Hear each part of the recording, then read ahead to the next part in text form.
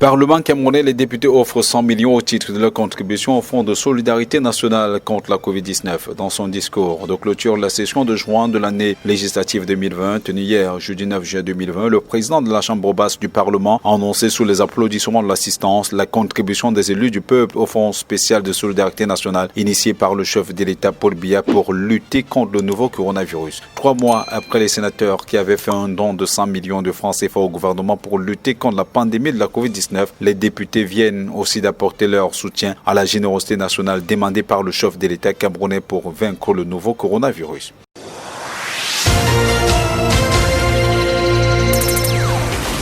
La prestation de serment de Joseph Oona comme membre du Conseil constitutionnel, l'adoption des projets de loi, le débat sur le document de programmation économique et budgétaire et la mise en place des réseaux parlementaires sont les principales activités des élus de la 10e législature pendant la 2e session ordinaire de l'Assemblée nationale, tenue pour la toute première fois au Palais des Congrès de Yaoundé du 10 juin au 9 juillet 2020. Parlant du projet de loi portant modification et complétant certaines dispositions du budget de l'État 2020, le président de l'Assemblée nationale a indiqué dans son discours de clôture d'hier qu'au-delà de ces aspects techniques, l'ordonnance du chef de l'État Paul Biya actant la revue à la baisse du budget 2020 à cause de la pandémie de la COVID-19 constitue en elle-même un acte de grande solidarité. Au sujet du projet de loi régissant les associations artistiques et culturelles au Cameroun, le président de l'Assemblée nationale s'est réjoui de son adoption. La cérémonie de clôture s'est déroulée en présence des invités de marque,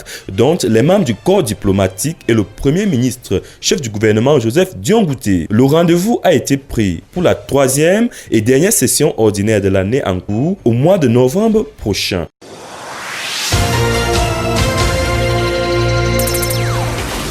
L'Association régionale des communes et villes unies du Cameroun, antenne de l'extrême nord, a tenu son assemblée générale élective en présence de 48 maires que compte la région de l'extrême nord, tous venus pour renouveler le bureau régional et départemental de cette association. C'est une nouvelle page qui s'ouvre au sein de la représentation régionale de l'Association communes et villes unies du Cameroun et elle sera écrite par Bokar Thierry, maire de la commune de Tombéré. Donc la liste a été choisie au cours de ces travaux qui ont duré près de 3 heures d'horloge. Il remplace à ce poste de patriarche Abba Boukar, maire de la commune de Mora, qui aura conduit l'association pendant près de 17 ans. Élu pour 5 ans et installé, le nouveau président du bureau régional de cette association a un vaste chantier devant lui. Cette assemblée générale présidée par le maire de la ville, le docteur Salih Babani, a connu la présence d'une délégation conduite par Abo Aboubakar, maire de Bilel et candidat au poste de la présidence nationale des communes et villes unies du Cameroun.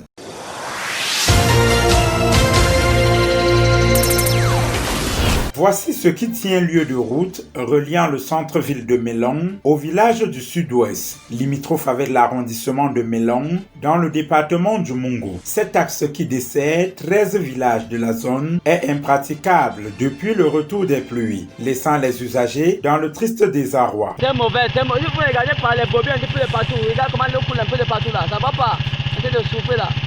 Le client chez nous arrive à Melong, vraiment c'est comme si tu avais les lits, ça donne pas. Cette partie, c'est aujourd'hui que nous avons fait l'investissement humain. Parce que c'était impraticable même que les passagers, les piétons passent même à pied. Lui-même qui faisait 2 jours, vous voyez par exemple comme la celle qui est garée là-bas. Une voiture qui est en panne ici dans le tour depuis 2 jours. Et que les gens ont souhaité même à pousser seulement. Pour aider les populations de ces villages, qui sont des pôles de grande production agricole, le ministère de l'Agriculture et du Développement rural a octroyé une enveloppe substantielle pour réhabiliter cet axe. Sauf que les travaux amorcés depuis novembre 2019 par l'entreprise adjudicataire Willy Construction sont au ralenti, ce qui augmente le coût du transport avec l'état de dégradation très avancé. Nous avions fait 2 réunions pour sensibiliser cette équipe à mieux faire son travail parce que je pense que de nos jours, on ne doit pas faire les rigoles avec les mains. Et c'est ce qu'ils font, ils font dans la débrouillardise, nous leur avons dit et ils nous ont soumis une doléance qui est à l'insécurité.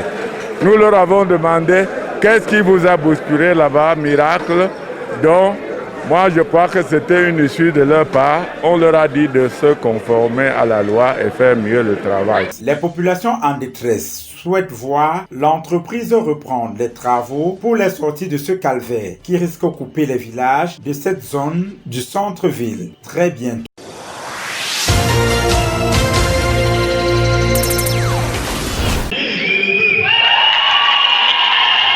Pierre et Marie-Claire ont 7 enfants et vivent en union libre depuis 21 ans au village Boango dans l'arrondissement de Mélon. Manque de moyens, ce couple s'est vu passer à côté de plusieurs opportunités dans la vie, faute d'acte de mariage. Ils profitent en ce mariage collectif pour légaliser leur union. La salle des actes de l'hôtel de ville de Mélon a servi de cadre à Marie-Louise Etapa, adjoint au maire de Mélon, de célébrer cette fin de concubinage entre les couples. J'ai quand d'abord institué par le clero. Il faut donc entériner ça par l'acte de mariage. Parce que la femme doit avoir son acte de mariage parce qu'elle est en sécurité. Elle est en sécurité par rapport à elle-même, elle est en sécurité par rapport aux enfants et elle est en sécurité par rapport à l'État. Je demande vraiment aux couples qui sont encore dans le quartier, qui n'ont pas encore pris vraiment cette initiative de se présenter vers l'officier d'état civil, vraiment de le faire légèrement. Les heureux bénéficiaires de cette initiative de la délégation d'arrondissement de la femme et de la promotion de la famille, soutenue par la mairie de Mélon, ne cachent pas leurs sentiments et reviennent sur la nécessité d'avoir un acte de mariage. Vraiment, j'ai monté un dossier. Dès que j'ai arrivé au bureau de l'agriculture à Mélon, le délégué m'a demandé si j'avais l'acte de mariage. Et comme il n'avait pas l'acte de mariage, j'étais obligé de rater à ce projet. C'est grâce à ça que je me suis décidé donc à me marier à la mairie avec ma femme. Après la signature des actes pendant cette cérémonie à laquelle plusieurs couples ont vu leur statut matrimonial amélioré, voire changé, les réjouissances se sont poursuivies dans les différents quartiers et villages de l'arrondissement de Mélon pour mettre fin à cette cérémonie riche en couleurs et en sentiments.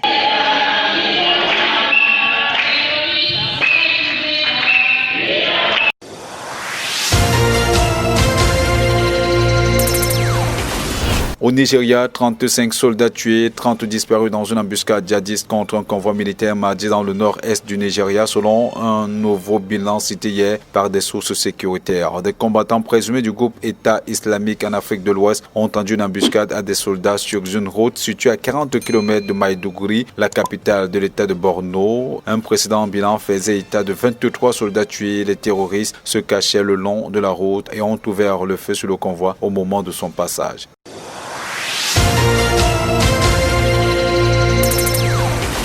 Coronavirus, l'Afrique du Sud prépare plus d'1 million de tombes. Le chiffre fait froid au dos à l'heure où la pandémie du coronavirus progresse rapidement. Les autorités de la province la plus peuplée d'Afrique du Sud ont choqué le pays en suggérant qu'elles étaient prêtes à enterrer plus d'1 million de victimes. Loué pour sa vigueur et sa franchise, le ministre de la Santé sud-africain n'a pas failli à sa réputation mercredi dernier devant le Parlement. Longtemps contenu par les strictes mesures de confinement imposées dès fin mars à ses 57 millions de compatriotes, les chiffres de contamination et des morts de la COVID-19 se sont brutalement envolés. Toutes les municipalités augmentent leur capacité et acquièrent des terrains dont elles pourraient avoir besoin pour des inhumations. Plus de 10 134 cas et 192 morts mardi, plus de 8 800 cas et 100 morts encore mercredi, avec 220 000 infectés et 3 600 décès recensés à ce jour. L'Afrique du Sud reste plus que jamais le pays le plus touché du continent.